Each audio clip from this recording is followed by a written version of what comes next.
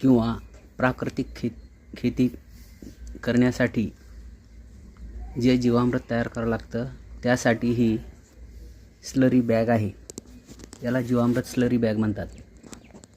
हा बॅगची size 7 foot by 20 फूट आहे. पाणी 3000 लिटर बसतं. ओले ताजे शेण 300 किलो घ्यायचं. गोमूत्र 50 लिटर, गूळ 15 किलो, तांदूळ 15 किलो, कल्चर कल्चर 200 ml. हे 30 दिवसात तयार होतं आणि यातून निघणारा गॅस पाण्यात सोडावा लागतो. 200 लिटर काढल्यानंतर परत त्यात 200 लिटर पाणी टाकून परत त्यात 4 किलो तांदूळ, गोमूत्र 15 लिटर, गूळ 4 किलो, 30 किलो शेण टाकून नव्यानं तयार होतं. 200 लिटर एकरी आपण कोणत्याही फळपिकाला देऊ शकतो ड्रेंचिंग करून. याचा फायदा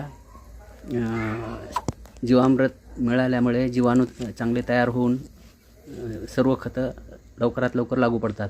नैसर्गिक शेतीसाठी फार उपयुक्त आहे.